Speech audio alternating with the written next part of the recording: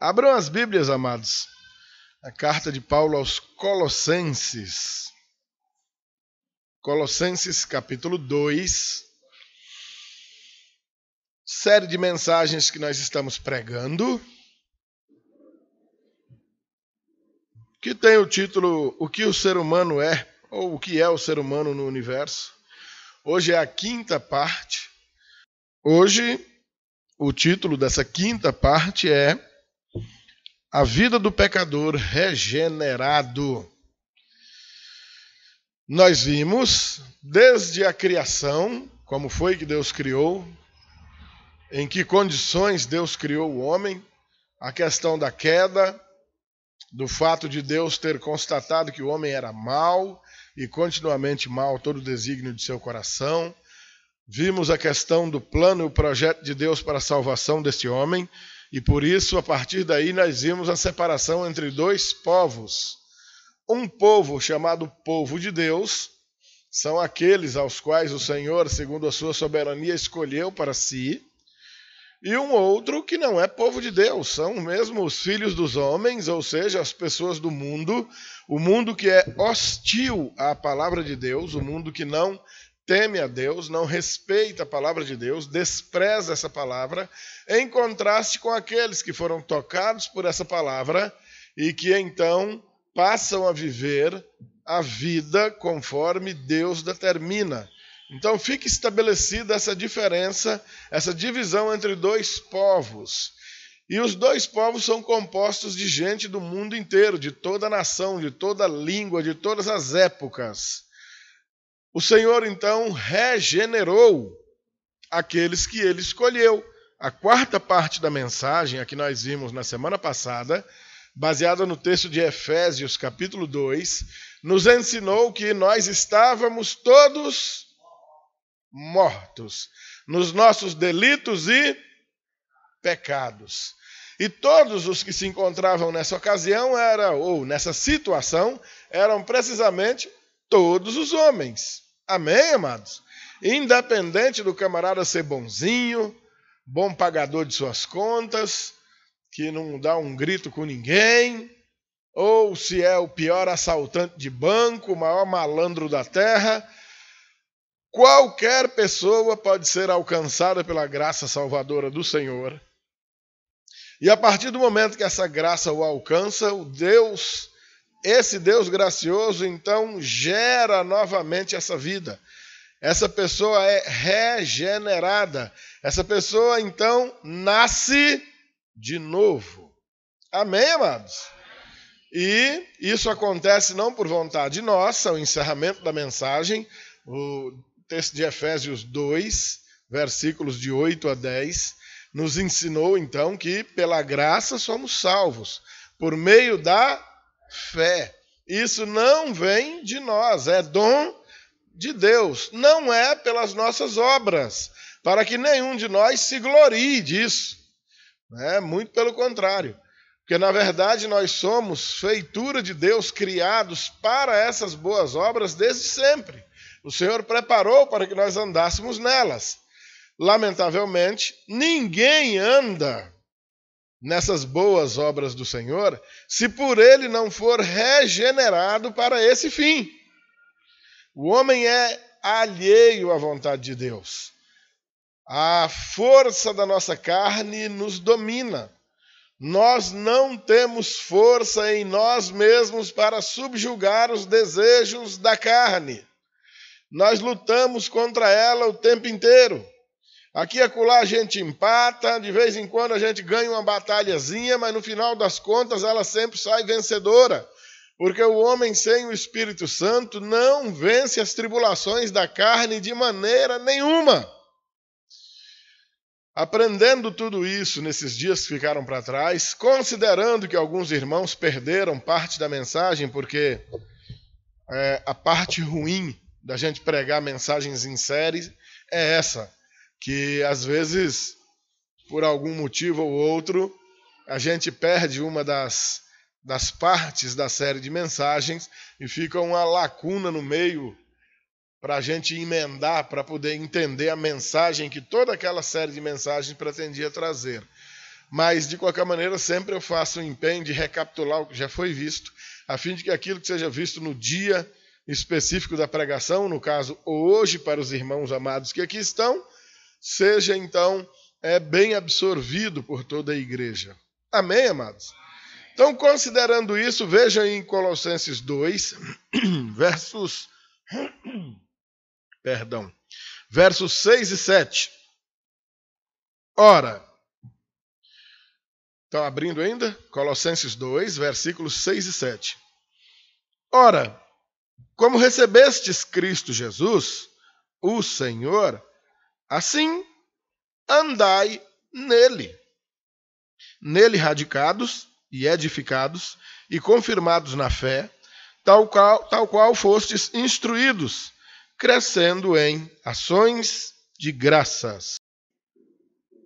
Dito tudo aquilo que a gente falou aqui na introdução, então, capítulo 2, esses 2 versículos que a gente leu, e deixa eu dizer aqui um detalhe interessante, a epístola dos Efésios, que a gente leu semana passada, e essa aos Colossenses, tem todos os seus argumentos muito parecidos, bastante parecidos mesmo. O assunto das 2 cartas é basicamente o mesmo. Uma diferencinha pequena, talvez pelo fato de Paulo nunca ter estado na cidade de Colossos, ele nunca foi lá. Escreveu para a cidade, tinha lá um rapaz a seu comando, um jovem pastor, um cidadão de nome Epáfras, e ele era o canal de comunicação entre Paulo e aquela igreja. E aquela cidade de Colossos, ela era uma cidade bem pequena, mas se orgulhava muito de uma religiosidade bem antiga, muito movida a visões, a mistérios, a profecias e coisas dessa natureza, a espetáculos de fé. E em algum ponto da carta o Paulo vai falar sobre isso aí.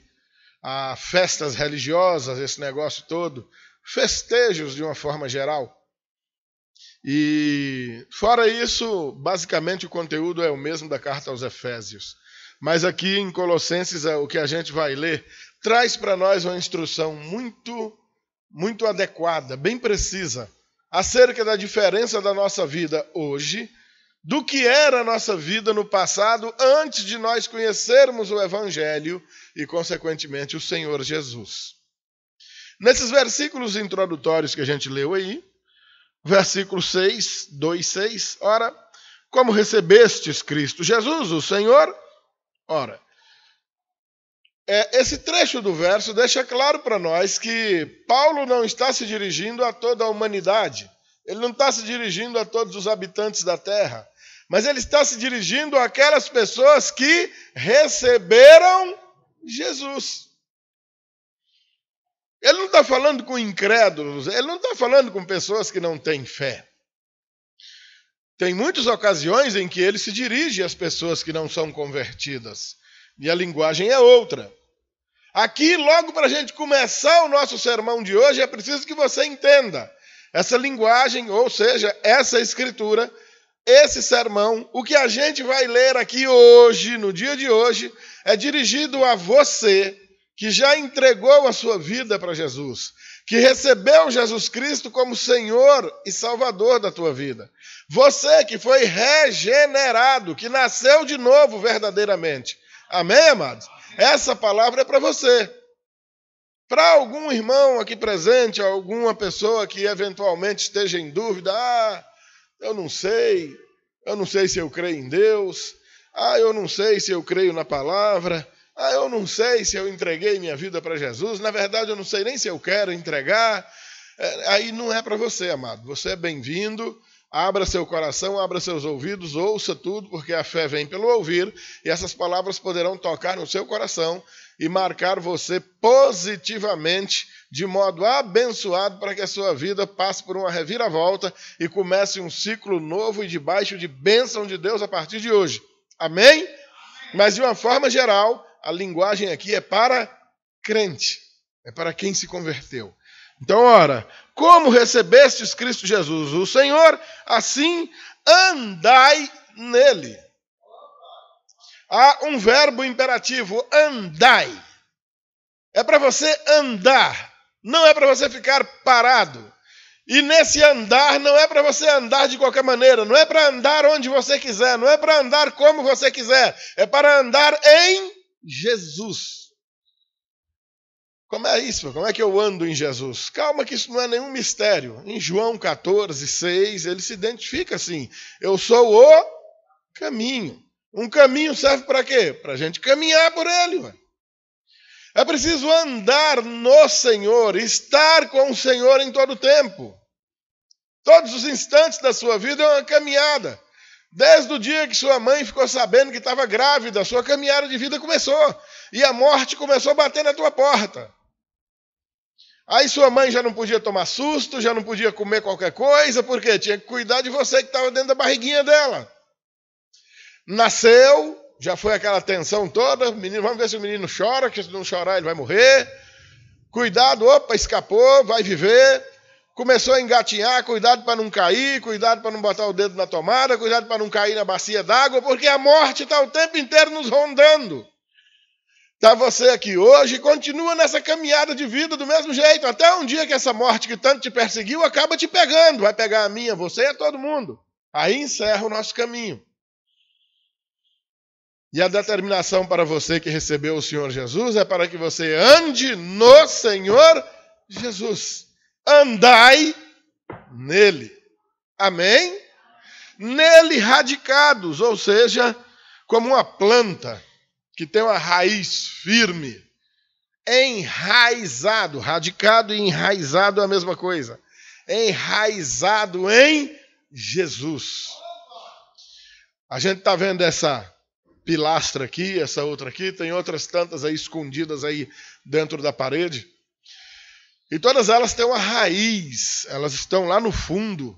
Tem um concreto, um radier, uma base firme nisso daí, para esse prédio não cair na cabeça da gente.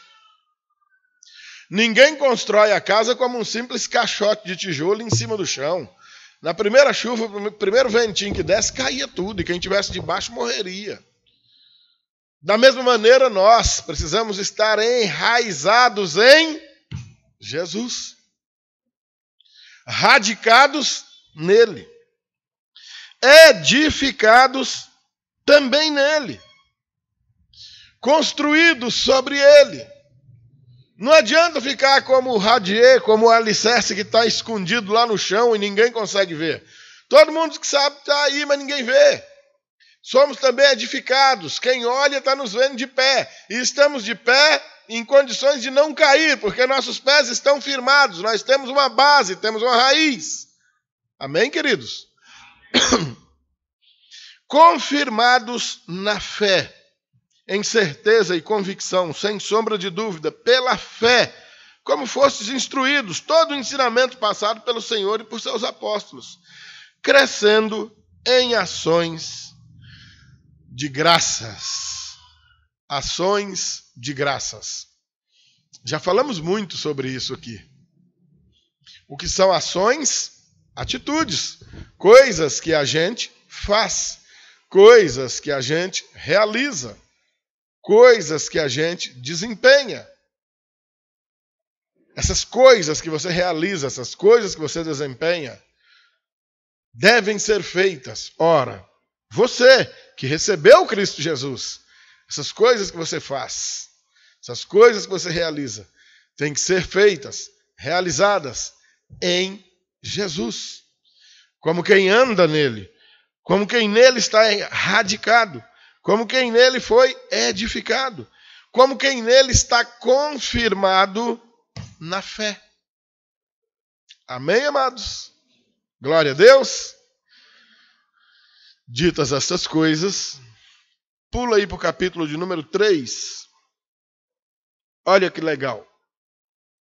Versículos 1 e 2. De 1 a 4, para ficar melhor, vamos ler? Portanto, tem um portanto aí, daqui a pouco a gente vai falar por quê.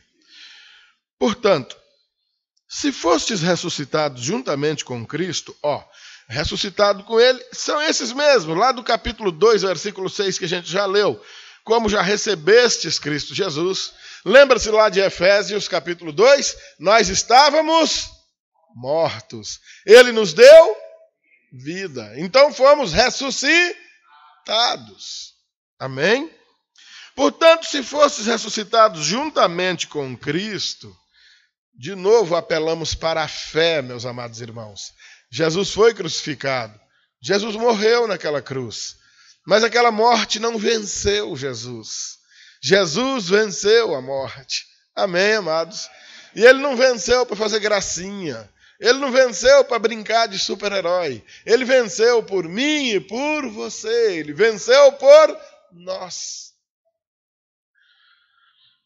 Portanto, se fostes ressuscitados juntamente com Cristo, buscai as coisas lá do alto, onde Cristo vive, assentado à direita de Deus. Pensai nas coisas lá do alto, não nas que são aqui da terra, porque morrestes, e a vossa vida está oculta juntamente com Cristo em Deus.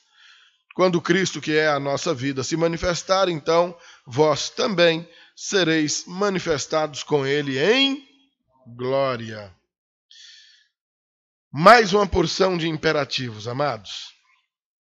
Agora nós temos uma seção de imperativos acerca apenas de uma introdução de como é a vida daquele que realmente pode bater no peito e dizer: eu sou cristão. Porque responder para o agente do IBGE, quando ele está fazendo o censo, que é cristão, é moleza, né? Qual time você torce? Eu sou Flamengo. Qual a sua religião? Eu sou católico. Eu sou evangélico. Eu sou da Umbanda. O problema não é dizer que tem uma religião, que pertence a um segmento religioso, mas o ser cristão verdadeiramente, que não tem muita coisa a ver com ser religioso. E a gente vai aprender isso. Portanto, se fostes ressuscitados juntamente com Cristo, buscai, o primeiro verbo imperativo, buscai. Buscai as coisas lá do alto, onde Cristo vive, assentado à direita de Deus Pai. Buscar as coisas lá do alto, meus amados, imediatamente está associado ao outro imperativo: pensai nas coisas lá do alto, não nas daqui da terra. Envolver o seu pensamento, envolver o seu empenho físico, mental, em buscar as coisas relacionadas com o céu, e não com a nossa peregrinação nessa terra. É indispensável para quem nasceu de novo, para quem recebeu dessa nova vida que Deus dá. Nos evangelhos sinóticos, Sermão da Montanha, Mateus capítulo 6, versículos 19 e 20, o Senhor diz para não ajuntar tesouros aqui na terra, onde a ferrugem e a traça corroem, onde o ladrão escava e rouba. Antes, ajuntai para vós tesouro no céu, onde a ferrugem e a traça não corrói, e o ladrão não rouba. O que você deposita no céu não tem PCC, não tem comando vermelho, não tem dinamite que exploda cofre de banco para levar. Depositou no céu, está garantido, é teu, ninguém toma mais. Na terra não existe segurança para nada e nem para ninguém. Ninguém está seguro nesse planetinha velho aqui. Ninguém mesmo. Buscai as coisas lá do alto. Pensai nas coisas lá do alto. Envolver todo o nosso empenho, inclusive em pensamento. Gastar todo o nosso gás com aquilo que é eterno, com aquilo que não acaba. E, meus amados, com todo respeito, a gente vive essa vida? Vive não, queridos. A gente é bom para brigar, é aqui mesmo, pelas coisinhas daqui mesmo. Um chinelo velho que você empresta e o cara devolve com o cabresto arrebentado, pronto, a confusão está feita.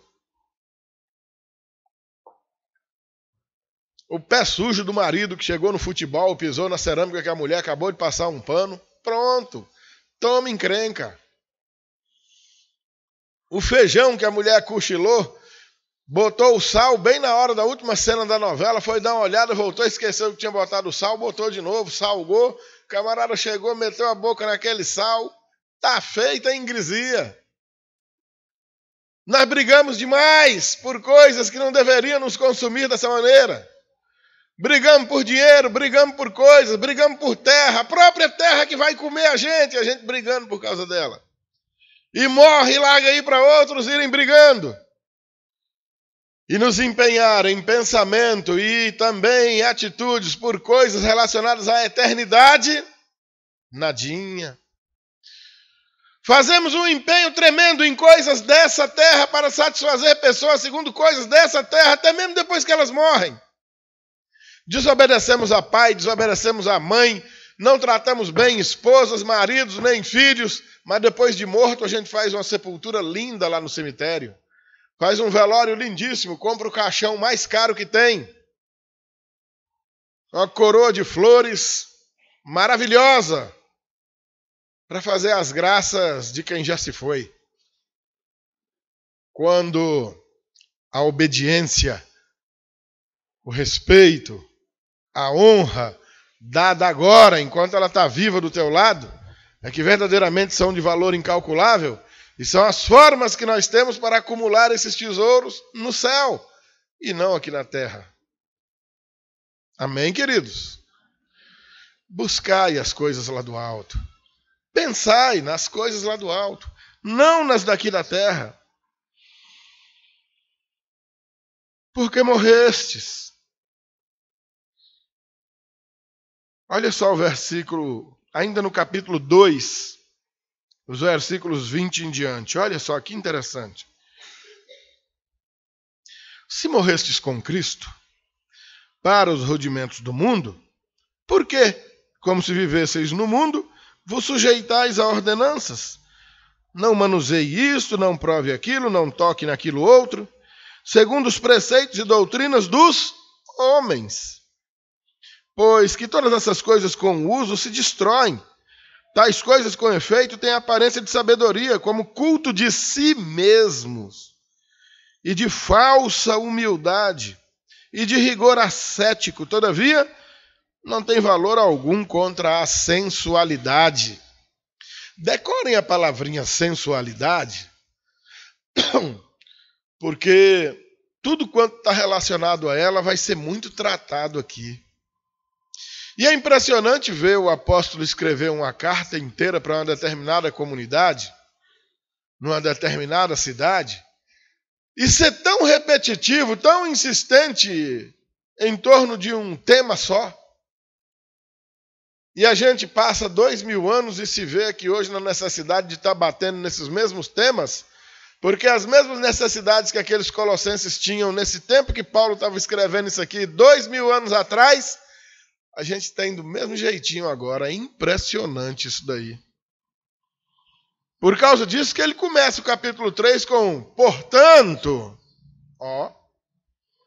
Aí o verso 3 lembra. Porque morrestes. E a vossa vida está onde? Oculta onde? Olha. Porque morrestes e a vossa vida está oculta juntamente com Cristo em Deus. Olha, amados, tudo que de Deus se pode conhecer, nós conhecemos a partir de Jesus. Toda a revelação de Deus, a maior revelação de Deus feita em nós está em Jesus. Tudo que de Deus se pode conhecer foi manifestado em Jesus. E a nossa vida está oculta nele. Ele não é o caminho, nós não caminhamos nele. Ele não é refúgio, nós nos refugiamos nele. Ele é esconderijo, nós nos escondemos nele.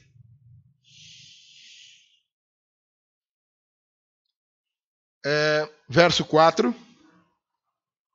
Quando Cristo, que é a nossa vida, se manifestar, então vós também sereis manifestados com ele em glória, a própria glorificação a qual ele se refere. Versículo 5. Fazei, mais um imperativo. Fazei, pois, morrer a vossa natureza terrena. Todo milagre da salvação é providenciado por Deus. Todo plano da salvação é executado por Deus. Todavia, embora seja fruto de graça, e é de graça que nós recebemos, para esses aos quais a carta está sendo dirigida, ou seja, para quem? Capítulo 2, versículo 6. Ora, como recebestes Cristo Jesus, ou seja, como ela está sendo dirigida a pessoas que já receberam Cristo Jesus, então lembramos, é para você essa palavra, você que tem Jesus como Senhor da sua vida. O que diz o verso 5? Fazei, pois, morrer a vossa natureza terrena. Existem coisas que são 100% de responsabilidade e ação do Senhor. Mas para nós, que já fomos alcançados pela graça, existe agora um serviço a ser feito. Se nós não vamos consertar o mundo, e embora a igreja tenha esse papel de ser luz no meio das trevas, você, eu, cada um de nós, tem o dever de tratar primeiramente e exclusivamente a nós mesmos. Fazei, pois, morrer a vossa natureza terrena. Pastor, como é que eu faço? É para mim me suicidar? É aí que está, de jeito nenhum. É com você vivo, com o coração batendo, que essa obra vai ser feita. Não é com você morto. Romanos capítulo 12, os primeiros versículos. Rogo-vos, pois, irmãos, que apresentei vosso corpo por sacrifício vivo, santo e agradável a Deus, que é o vosso culto racional. E não vos conformeis com este mundo, mas buscai transformação da vossa mente, para que você possa experimentar qual seja a boa, agradável e perfeita vontade de Deus. Fazei, pois, morrer a vossa natureza terrena, é dar as costas para as coisas da terra. As coisas da terra não podem ser prioridade na nossa vida. Prioridade na nossa vida são as coisas espirituais. Aquilo que Deus requer de nós, as nossas próprias ações de graças. A prioridade é o Senhor que nos salvou. E tudo quanto Ele tem determinado para nós. Fazei, pois, morrer a vossa natureza terrena. Agora, olha só o que Ele vai fazer aqui, ó. Ainda no versículo 5. Prostituição, impureza, paixão lasciva, desejo maligno e avareza, que é idolatria. Por estas coisas é que vem a ira de Deus sobre quem? Os filhos da desobediência. Aqueles que ele falou em Efésios 2, nos primeiros versículos. Aqueles sobre os quais opera ainda os poderes do príncipe deste mundo, da potestade do ar. Fazei morrer a vossa natureza terrena. E quando ele fala dessa natureza terrena, ele cita aí 5 itens. Prostituição, impureza, paixão lasciva, desejo maligno e avareza. De 5 itens, meus irmãos, abram bem os olhos e os ouvidos, as orelhas. De 5 itens, 4 estão relacionados à sexualidade. Será que naquela igreja de Colossos o povo era assanhado? Será que a situação lá, no que diz respeito à moral, estava complicada?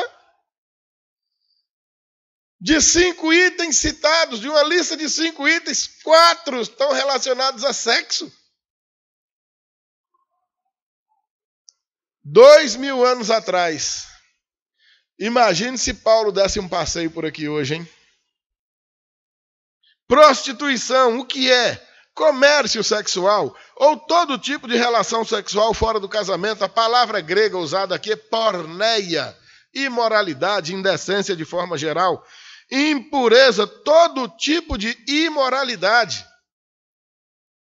Lembra-se lá do capítulo 2, o último versículo, 21, que essas coisas, essas práticas religiosas podem até ser legaisinhas, interessantezinhas, mas não tem valor nenhum contra a sensualidade. Essa tal dessa sensualidade tanto mata quanto aleja. E nós gostamos de explorá-la. E não imaginamos a encrenca em que estamos nos metendo. Uns mostrando e gostando de mostrar. Outros olhando e gostando de olhar. E se ficasse só em olhar, estava ruim, mas ainda quebrava um galho. O ruim é porque não fica, né? Não para.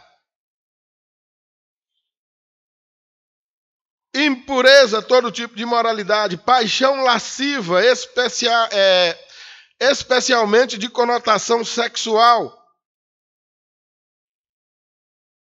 Que coisa! Desejo maligno, o verbete utilizado. Desejo, saudade do que seja contrário a Deus ou sua vontade. Aquela situação onde o camarada até abandonou determinada prática pecaminosa e imoral, mas fica com ela na cabeça, martelando, se lembrando. Ô, tempo bom, meu Deus! Não era bom não, rapaz. Deus te arrancou de lá, que ele ia te levar para o inferno. Ô, saudade! Tenha saudade do que não presta não, rapaz. Se apegue ao que é bom. Dureza, né, amados? Você já pensou? Muitos são os males que nós praticamos. O homem rouba, o homem mata, o homem mente, o homem trapaceia. O homem age de violência e machuca os outros. Mas é impressionante como essas práticas pecaminosas fazem com que determinados homens ou mulheres batam no peito se achando mais santos e poderosos do que os outros e dizendo, eu não devo nada a ninguém. Eu sou um homem de bem, eu sou uma mulher de bem, eu sou uma pessoa de bem, mas é imoral. Quando ele fala, pensai nas coisas lá do alto, é exatamente para que a tua cabeça não esteja o tempo todo matutando, como aquela personagem da escolinha do professor Raimundo, só pensa naquilo. A mente completamente dominada. Não se governa mais, porque a mente se corrompeu completamente. Travou. Se a palavra de Deus chama a atenção com tanta veemência para essa situação, é impossível que a gente não dê atenção para a palavra do Senhor que está nos repreendendo para o nosso bem e não façamos todo o empenho no mundo para mudar radicalmente essa nossa posição, essa nossa conduta. O quinto item, a avareza, que ele diz que é igualzinho à idolatria. A avareza que é idolatria. É um culto, uma adoração ao que seja material, sorte da ganância. Você vê o outro morrer de frio, mas não empresta a tua blusa. Você vê ele morrer de calor, mas não empresta teu ventilador. Porque você ama mais o teu ventilador do que uma alma, do que um ser humano. Você vê ele furar o pé, você tem 2 sapatos, mas você nem empresta, que você deveria dar. Acaba o pé do teu irmão, mas você não quer que acabe com o teu sapato, porque você gosta mais de um sapato do que do teu irmão. Como nós gostamos mais de coisas do que de gente? Avareza, que é idolatria. Ele está dizendo que é idolatria é pecado, que manda para o inferno. É impossível você dizer que foi tocado pelo amor de Deus e ser idólatra. Adorar coisas, adorar dinheiro. Em detrimento de gente, de pessoas. Ah, pessoa que morra para lá, deixa eu cuidar da minha moto, minha bicicleta, meu carro. Inversão de valores terrível. Verso 6. Por essas coisas é que vem a ira de Deus sobre os desobedientes. E todos nós andamos nessa desobediência outrora, você se lembra? Verso 7, ora, nessas mesmas coisas andastes, vós também, no outro tempo, quando vivíeis nelas. Isso já fez parte da nossa vida, mas hoje não pode fazer mais. Agora você foi alcançado pelo poder de Deus, o amor de Deus encheu o teu coração, e você não vive mais como no passado. Hoje você vive como Deus quer que você viva. Você não é regido mais pelas leis que dominavam o teu coração, nem por aquilo que você considerava bom, santo, agradável, perfeito. Não, você vive de acordo com a lei de Deus. Ainda que ela te desagrade, meu amado, e como em alguns momentos, e por que não dizer em todos os momentos, é desagradável à nossa carne. Aquilo que agrada o Espírito de Deus, desagrada a nossa carne. Ao passo que aquilo que agrada a nossa carne desagrada terrivelmente ao nosso Deus Salvador maravilhoso. Versículo 8. Agora, porém, despojai-vos, ou seja, jogue fora. Eu vou falar em piauiês, rebole no mato. O que? Despojai-vos igualmente de tudo isto. E aí ele vem com outra lista de novo de 5 itens. Ira, indignação, maldade, maledicência e linguagem obscena no falar. Olha que curioso. Primeira ira. Aquela pessoa zangada, ranzinza, cara amarrada. A gente às vezes tem medo até de dar uma boa noite para a criatura. Medo de dar uma boa noite e receber um coice. Pessoa bruta. Toda maneira que as pessoas se dirigem a ela, está ela pronta para dar um sulavanco de lá para cá. Nada tá bom, reclama de tudo. É o popular rabugento. Se irar mesmo não é pecado. Pecado é você permanecer no seu estado de ira. E tem gente que parece que acha lindo. Eu conheço gente que acha bonito dizer, eu sou assim mesmo, eu sou. Não é para ser, é para mudar. Você morreu. Você nasceu de novo. Será possível que você passou por um processo tão doloroso? Jesus teve que morrer na cruz por você e você se gloria do seu tempo que você não prestava. E você acha bonito dizer, eu sou ruim mesmo. Meu Deus! Que síndrome miserável de Gabriela é essa? Eu nasci assim, vou morrer assim. Mude, pelo amor de Deus. Abra um sorriso, mostra esses dentes. Nem que seja com falsidade. Depois, com o tempo, a falsidade vai indo embora e se torna um negócio mais agradável. Mas abandone o que Deus condena. Deixe de ser iracundo. Ranzinza, rabugento. Lembre-se que você não está só no mundo, tem pessoas do teu lado. Como é ruim conviver com uma pessoa rabugenta.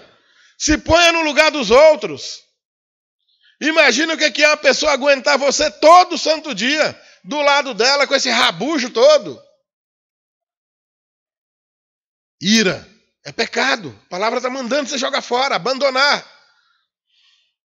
Indignação. Muito semelhante. Sempre indignado com tudo. Nada satisfeito com coisa alguma, não se satisfaz com nada. A gente pode fazer o que for, de todo jeito para a pessoa tá ruim. Reclama de tudo. Maldade. Aquela maldade que Deus falou lá em Gênesis capítulo 6, e o Deus que o homem era mau e continuamente mau todo o desígnio do seu coração. A maldade é aquilo de você planejar pisar no pé do outro. Ô, gente, a gente pisa no pé um do outro, acidentalmente. Eu lembro quando eu era menino lá no Goiás, os camaradas tinham o maior medo quando determinado camarada com fama de valente estava dançando forró, que esse outro esbarrasse nele, pronto, o cara já puxava a faca. Ó, cuidado que fulano está dançando, se ele está naquele canto do salão, deixa eu vir pro outro aqui. Ninguém pode esbarrar no cara, porque o cara é maldoso. E nós, às vezes, maquinamos o mal, né? Engendramos o mal, nós premeditamos essa maldade. É dessa maldade premeditada que ele está falando. Aqui e acolá, acidentalmente, a gente acaba ofendendo alguém. Mas de modo premeditado, não.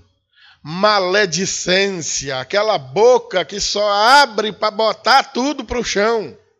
Só abre a boca para desanimar quem te escute. Maledicência, que é boca usada para amaldiçoar e não para abençoar. Quando o cara abre a boca e diz alguma coisa, todo mundo senta para chorar, porque não sai nada de proveito daquela boca. Lembre-se dessa situação. Chega no quinto ponto, quando ele fala na linguagem obscena no falar, e ele voltou lá para aqueles 4 primeiros pontos da outra lista. Da prostituição, impureza, paixão lasciva, desejo maligno, voltou de novo a tocar nas questões da imoralidade. Linguagem obscena no falar, as piadas, os palavrões. Tem gente que tem a boca que não há sabão no mundo que lave. O cara abre a boca, é um chiqueiro de palavras torpes. Imoral, indecente demais. Tem uns companheiros que quando eles começam a falar, eu já vou saindo de perto, não dá. A palavra de Deus diz para a gente não emprestar nossos ouvidos para esse tipo de palavreado. Piadas sujas. Abandone isso não faz parte da nossa vida. Você que tem o hábito de dizer palavrão, Jesus alcançou você, cara, para com isso. Muda esse vocabulário. Você vai perceber que com o tempo você não vai mais nem conseguir dizer esses palavrões, porque eles não vão fazer parte da tua vida. Existem coisas que você fala porque é mecânico. Quanto crente tem no meio da gente que de vez em quando vê alguma coisa e Nossa Senhora, você não acredita em Nossa Senhora, você não cultua Nossa Senhora, mas fala porque é mecânico, né? Acostumou a vida inteira dizendo, Nossa Senhora, ai rapaz, o carro quase bateu. Nossa Senhora, o gato pegou o rato. É um costume. A mesma coisa você mantém com os palavrões, com a linguagem obscena do falar. Filho disso, filho daquilo, vai tomar aqui, tomar não sei aonde. Abandone isso, pelo amor de Deus. Isso não faz parte da tua vida. Isso não faz parte do conjunto de vida de uma pessoa que leva a vida em ações de graças pelo Deus que deu a vida por você, pelo Senhor que te salvou mediante uma morte violentíssima naquela cruz. Ele não se agrada desse palavreado vulgar. Então não use, em nome de Jesus. Amém? E quando falar acidentalmente, dá uma mordidinha na língua, que você vai lembrar, passa o dia com a língua doendo, é porque eu falei um palavrão, não devia ter dito isso. Você vai se acostumar, faz parte. Versículo de número 9, é muito simples, né? Isso é mais um imperativo. Não mintais uns aos outros. A mentira é uma tristeza. Uma vez que vos despistes do velho homem com os seus feitos. Mentira é algo comum na vida de quem não conhece a Deus. De quem não foi tocado pelo amor de Deus. Não pode fazer parte da tua vida. De jeito nenhum. Independente do que vai acontecer, diga a verdade. Pastor, mas se eu disser a verdade vai dar uma confusão. Se você mentir, a confusão vai ser maior. Posso te garantir. O mentiroso é um bicho sofredor, sabia? O bicho trabalhador é um mentiroso. Ele tem que trabalhar dobrado. Ele precisa estar o tempo todo mentindo, porque uma mentira não se sustenta só. É preciso que outra mentira seja contada para poder alimentar aquela mentira, para ela se manter de pé, senão ela cai. E quando ela cair, tu cai junto com ela também. Então, não dê essa oportunidade para o diabo. Não minta, não. Diga a verdade. Pode dar uma confusãozinha na hora, mas logo passa. E a mentira vai dar confusão agora e vai dar confusão até pela eternidade. Lá no inferno vai ter gente pelejando com a mentira. Verso 10. o velho homem, vos despistes do velho homem com seus feitos, e vos revestistes do novo homem, que se refaz para o pleno conhecimento segundo a imagem daquele que o criou. Amém, amados? Oh, glória a Deus! Quem está revestido do novo homem foi refeito, isso é, a própria regeneração. Foi refeito porque o Senhor te fez novamente. Ele te recriou. Amém, queridos?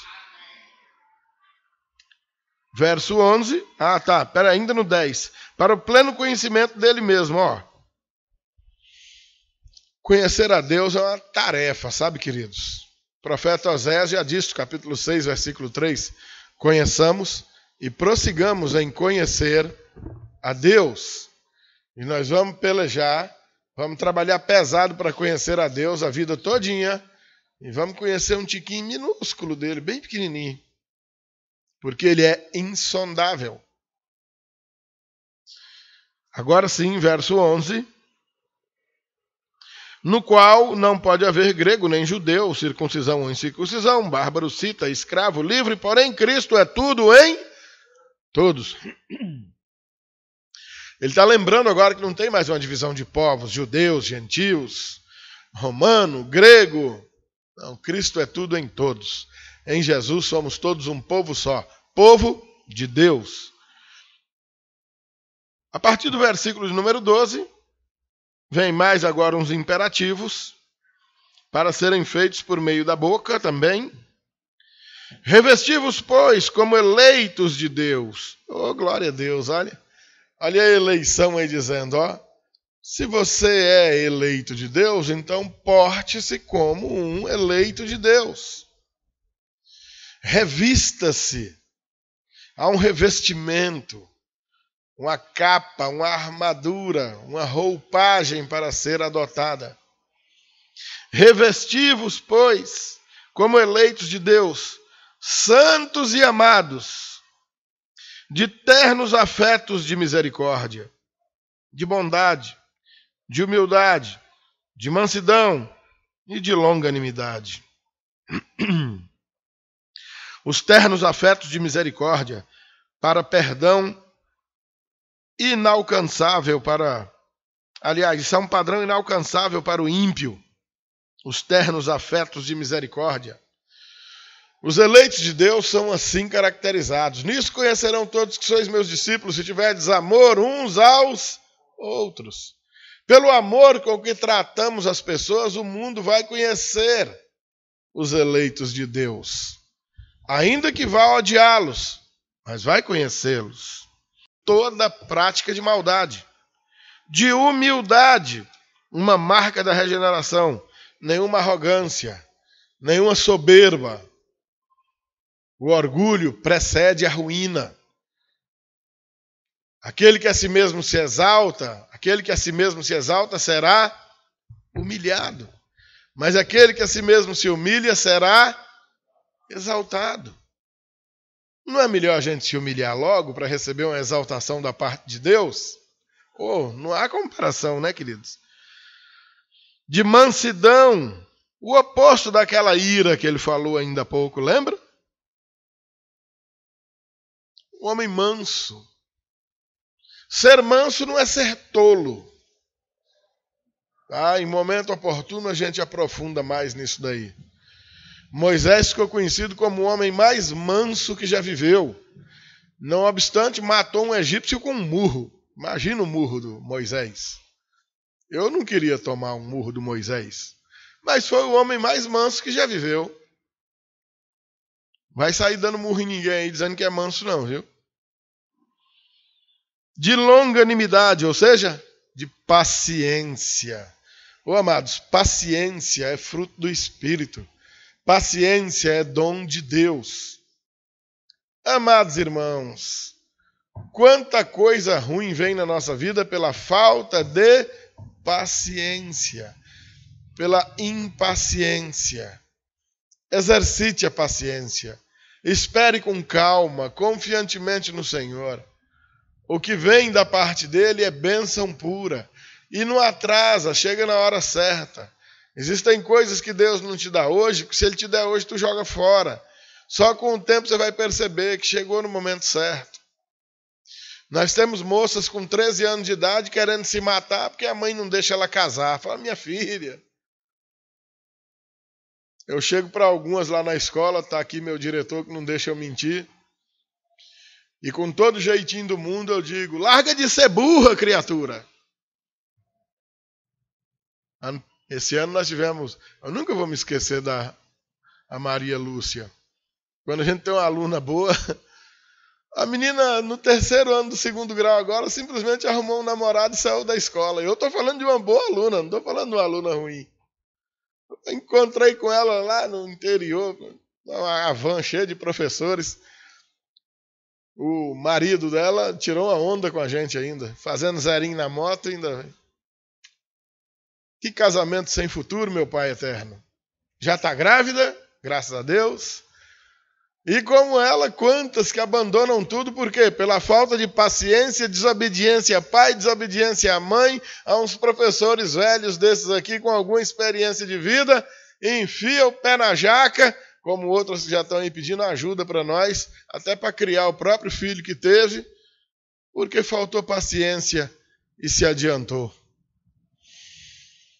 As coisas, quando são abençoadas por Deus, elas não atrasam nem adiantam, amados. Elas chegam na hora certa. E se não chegou, espere com paciência. Versículo de número 13. Mais um imperativo. Suportai-vos uns aos outros. Outro, perdoai-vos mutuamente, caso alguém tenha motivo de queixa contra outrem. Assim como o Senhor vos perdoou, assim também perdoai vós. Primeiro, suportar uns aos outros é dar suporte, é emprestar o ombro para ajudar o outro a andar. Vem cá, eu te suporto, escora aqui, vamos lá, vamos andar mais um pouquinho. Isso é suportar. Não é tolerar, não, tá? Que a gente que no nosso português, a gente confunde esse suporte com, rapaz, eu não suporto fulano. Não, não é nesse sentido, não. É o suportar no sentido de dar suporte e perdoar. Olha o perdão como tem uma condicional. E é uma determinação do Senhor. Assim como o Senhor perdoou você, perdoe a quem te ofende também, meu amado irmão, minha amada irmã. Verso 14. Acima de tudo isso, porém, esteja o amor, que é o vínculo da perfeição. Oh, glória a Deus. Vínculo da perfeição. O amor, acima de tudo, o dom supremo. Verso 15. A paz de Cristo seja o árbitro em vosso coração, a qual também foste chamados em um só corpo, e sede agradecidos. Glória a Deus. Verso 16 traz mais um imperativo. Olha que interessante.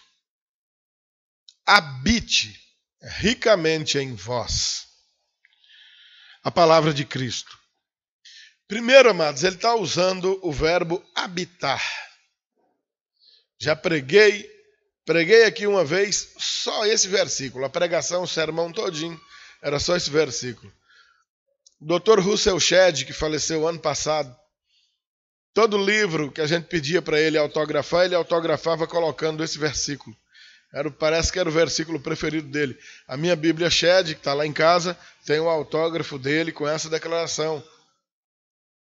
E citando Colossenses 3,16.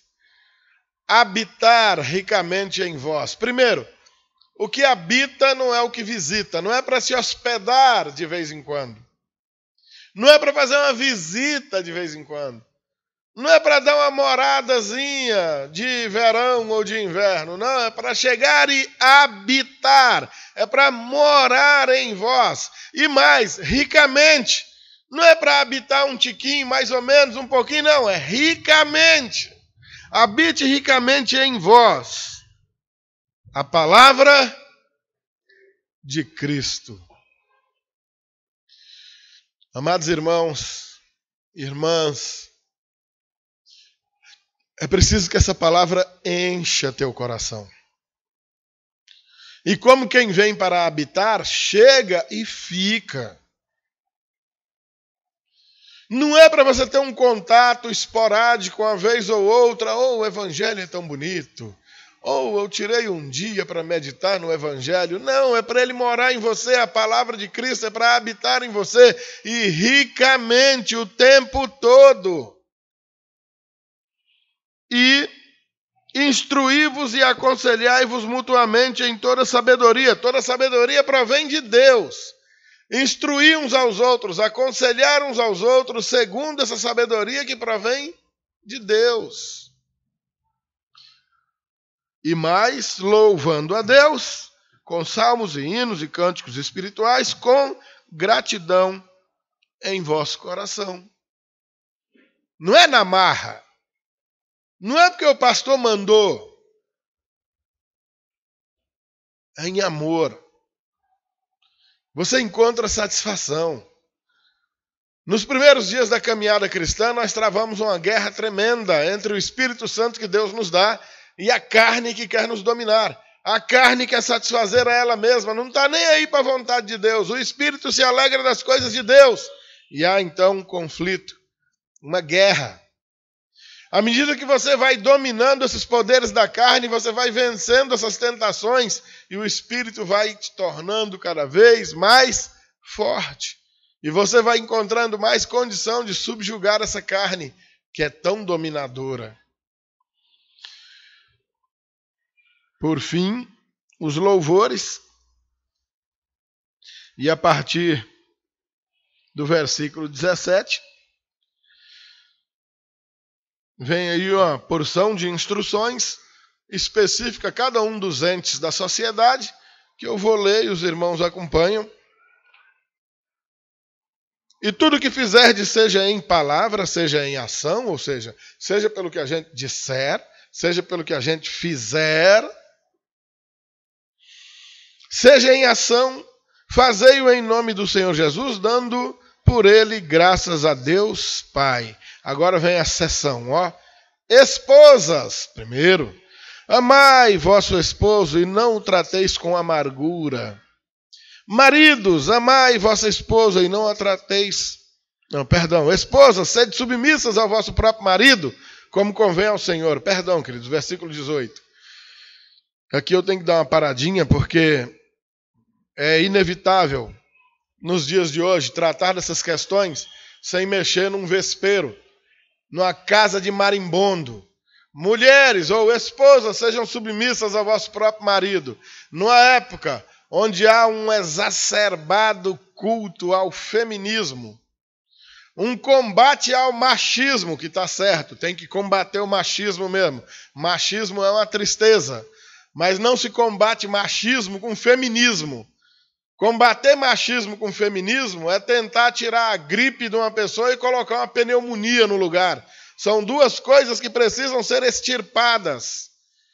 Quando se fala em uma mulher ser submissa ao seu marido, a nossa sociedade hoje torce o queixo, que a moda é a mulher ser independente, ninguém manda nela. E os homens, de uma forma geral, não compreenderam o que é a autoridade masculina e pensam que estão para mandar, e não é assim que a coisa funciona. Para os casamentos que nós fazemos aqui agora, nós estamos realizando sabatinas para com os noivos, que os bichinhos falta pouco se urinar na hora dos interrogatórios. Porque nosso empenho é fazer com que os casais, as famílias, vivam um conceito bíblico de família e não um conceito sociológico. Porque esse sociológico, esse social que está colocado aí, é de autoria do Satanás e não de Deus. O que a palavra de Deus determina? Esposas, sejam submissas ao próprio marido, como convém ao Senhor. É mandamento de Deus. O cara tem autoridade e pronto, as responsabilidades estão sobre ele. Se der certo, glória a Deus. Se der errado, taca nele. Maridos, amai vossa esposa e não a trateis com amargura. Ó, entendeu como o machismo é combatido? Não tem espaço para machismo também na Bíblia. Filhos, em tudo obedecei a vossos pais, pois fazê-lo é grato diante do Senhor. Eita! Jovens, estão ouvindo, né? Pais, não irriteis os vossos filhos para que não fiquem desanimados. Criar filhos é uma arte. Servos aqui, amados, a gente substitui na nossa época por funcionário ou empregado, tá bom? Servos, obedecei em tudo ao vosso senhor ou patrão, segundo a carne, não servindo apenas sob vigilância, visando tão somente agradar homens, mas em singeleza de coração, temendo ao Senhor. Obediência, lealdade a seus patrões e chefes. Tudo quanto fizerdes, fazei de todo o coração, como para o Senhor e não para homens. Isso é chave, amados. Cientes que recebereis do Senhor a recompensa da herança. A Cristo, o Senhor, é que estáis servindo. Sejam prudentes, honestos para com seus empregadores, porque isso agrada a Deus. Se você fica passando a perna e dando nó cego no trabalho, saiba que você está pecando. Verso 25. Deixa eu virar aqui que a impressão aqui não prestou. Pois aquele que faz injustiça receberá em troca a injustiça feita.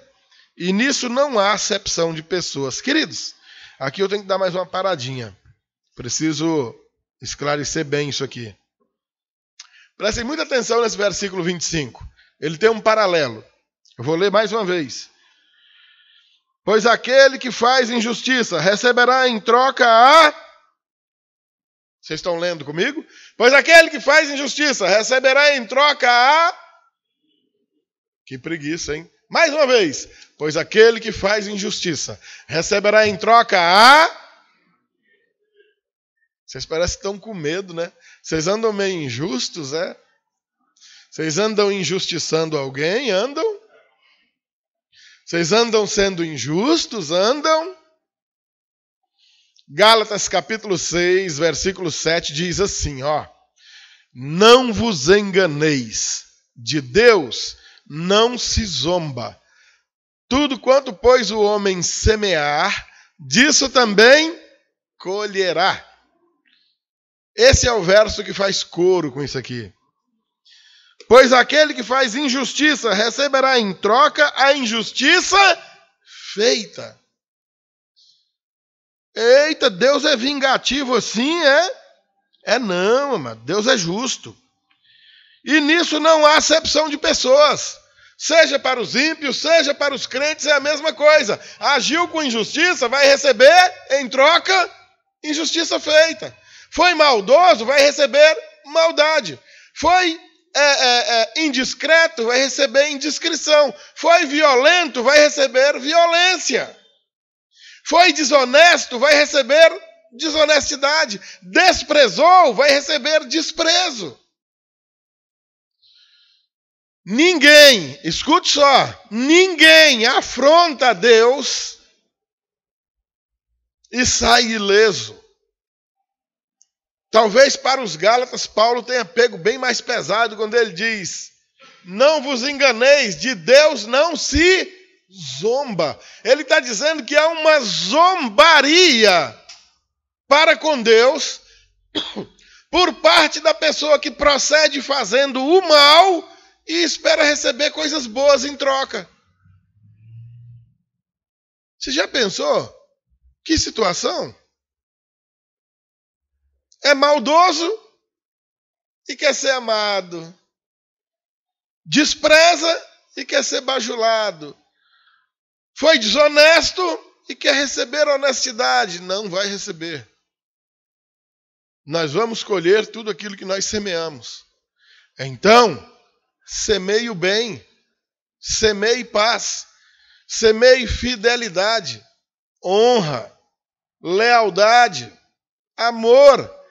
E isso é o que você vai colher.